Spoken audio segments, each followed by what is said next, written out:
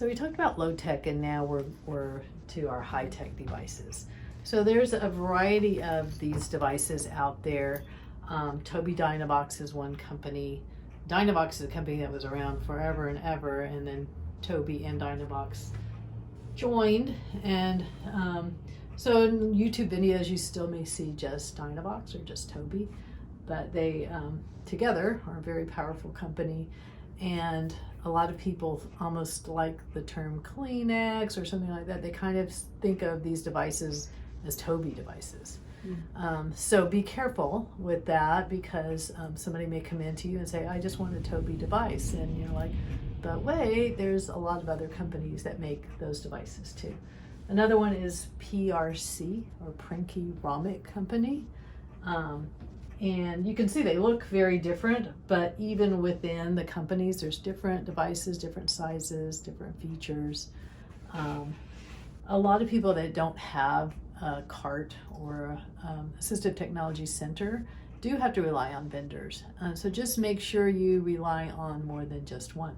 So you can call the Tobii Dynavox vendor, you can call the PRC vendor, you can call iTech Technologies, whoever you can get to come out, because personally I find they're different in terms of individuals. Some people can use one better over the other. But the thing they have in common is that they can use a variety of access methods with each one. So each one can use, touch screen, they can use switch scanning, they can use head mouse, which is what this little device is, or eye gaze for access. So the nice thing about that is that, say, someone with ALS that can start out still using their hands a little bit, but as they progress, then they may need to go to head mouse. As they progress, they may need to use eye gaze. So the device can kind of change with the person, which is good. There also are multiple displays. So I've got a QWERTY keyboard here on this one, but it could be customized to just have pictures, symbols, just a few versus, the whole alphabet. So that's where our speech therapist and I, talk about what their language needs are and their language skills, and as well as their visual and physical access. So I want to just demonstrate some of the different access methods that I talked about earlier in that video with evaluation. And the first one I'm going to talk about is switch scanning. So this is a jelly bean switch. I find that jelly bean switches are probably the most common switch you've ever seen out there. And I don't know why it's actually called a jelly bean switch, but there's others that are just like it, called buddy buttons, or kind of funny names too, but they're basically 2.5 inches across diameter. There's a nice flat surface. And the thing I always like about these switches is the feedback that you get. You can hear like a little click. Very light touch, but there's kind of that tactile as well as some auditory. So I'm going to put my switch on my lock line mount. Last time, remember, we saw the universal switch mount, which I've got here just as a reminder. But I love this lock line mount. And I'll give you guys the resource for it. And I'm going to kind of simulate a patient that cannot use their hands, but they can use their head to be able to hit a switch. This would be somebody, say, with cerebral palsy that doesn't have control. They may have movements, but just not control in their hands, but they can hit a switch with their head. So you may want to look at so I'm going to hit the switch, and the scan starts, and it's going through all the different cells. And you can see it kind of scans row by row, and when I hit the switch, you'll see what happens. But I'm going to go back, so I'm going to type the word hello. So I'm waiting, so you do have to have some attention. Let me clear this. Okay, let's start all over. So if you can see that the red bar is highlighting different cells. So I'm going to wait, and then it gets to the letter, and I have my H. So to get to my E, and this can be speeded up. Okay. So it just moves by itself through the different display, the different things on the display. But remember, we talked about direct versus indirect. This is considered indirect. I'm having to do, 2 to 3 clicks before I actually get the letter. So it's not that, immediate feedback. And you see there are words popping up. And so I could have made this simpler by going to, I missed it. So now if I want it to talk, I can just wait. And these buttons can all be interchanged. Hello. And the voices can change from different accents, children, adults, women, men. So that's switch scanning. And like I said, it's much easier to demonstrate than to try to describe. So now I'm going to change the access method in this device to head mouse. So I'm going to zoom in. Okay, so I've got my green light. I can see that my cursor is moving as I move my head. I don't have to move it very much to move it. And I'm going to focus on the H, then the E, and the L, and my word prediction's not helping me out. There it is, hello. Hello. So you may not be able to see the display, but if I click right in there, it will give me my voice. So a lot of people use shortcuts.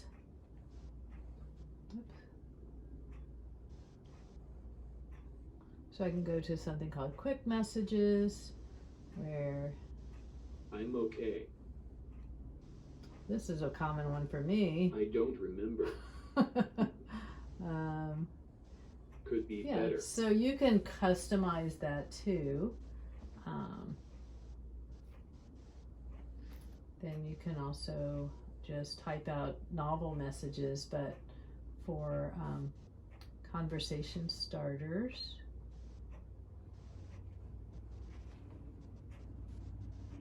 What do you think about? One thing I wanted to show you with it. So you could go right to, say, personal messages and ask about other people or tell them about you. Here's your personal care.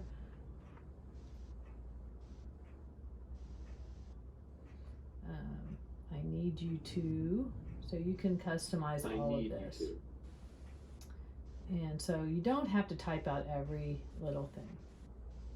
So that's using head mouse with a device. Can that wait until another time? Parts of the body, all here.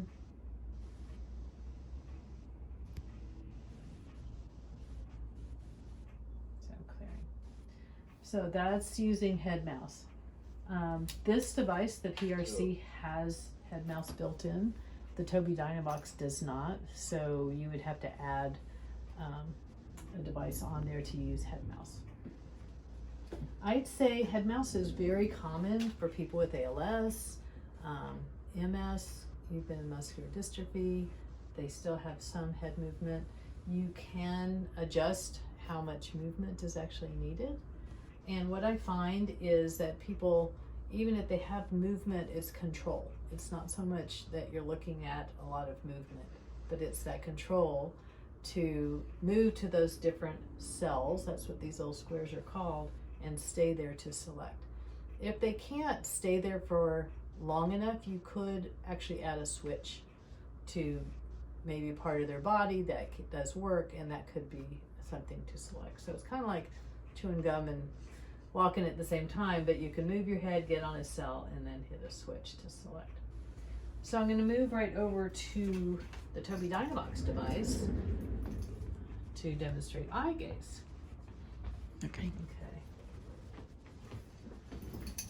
So it's kind of already reading my eyes. So this is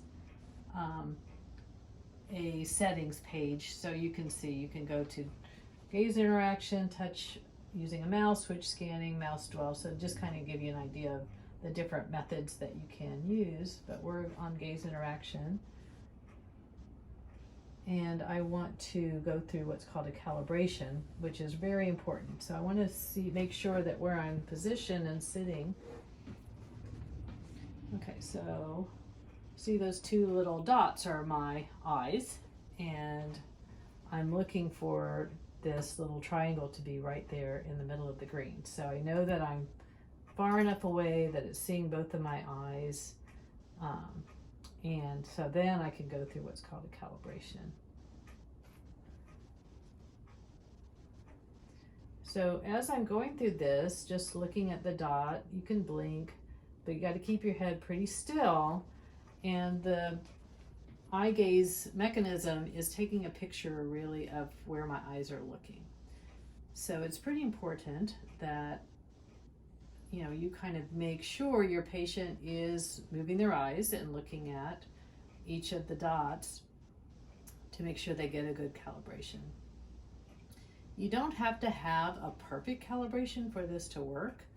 I'm not great at using eye gaze. I wear contacts. I think they slip.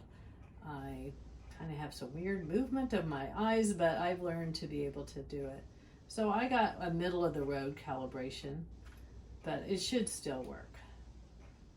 So I'm going to go to, and this is probably a good page just to show you all the things that the device can do.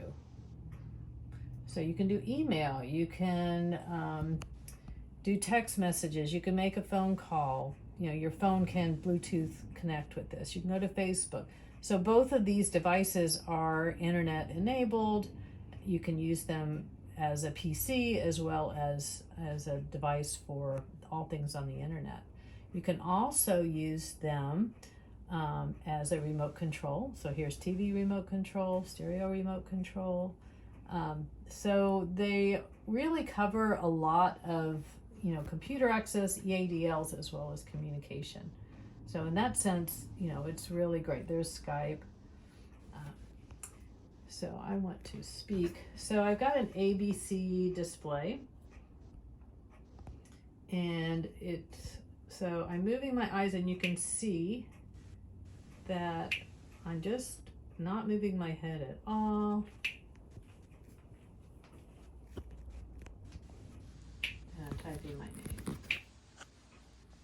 just by looking at the letters.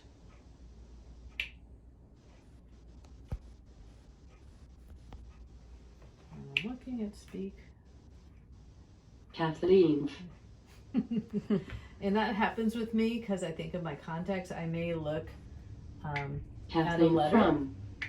Kathleen from. And it actually gets the F. So I can go backspace.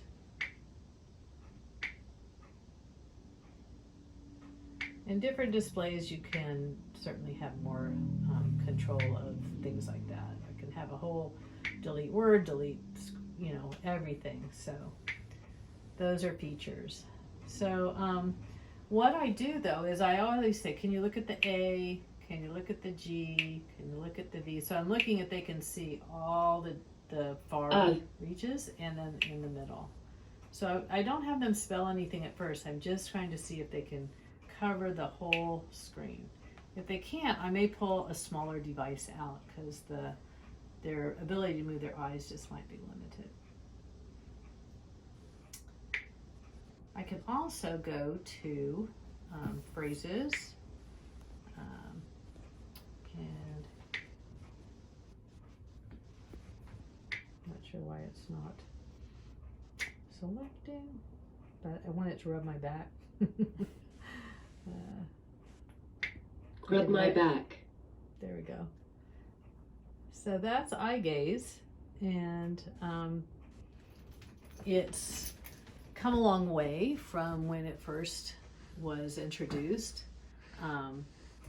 I think that it's something that is going to become more common. In fact, I'm going to give you some resources for how you can actually even use eye gaze right now on your phone. It's not on your newer iPhones with the most upgraded software on there. So there is an app that you can try to use eye gaze on your phone. Now, it's not perfect, but it's getting there, and it will. So I think that it's not something that is for everybody, and so we luckily have lots of choices. So, you know, if someone finds they can use switch scanning really, really quickly and it's easy for them, they may, you know, want to stick with switch scanning over trying to make eye gaze work for them. So I've seen that a lot, and that doesn't, you know, seem like it would be the case because I kind of made eye gaze look really easy, but it's not really easy for everyone.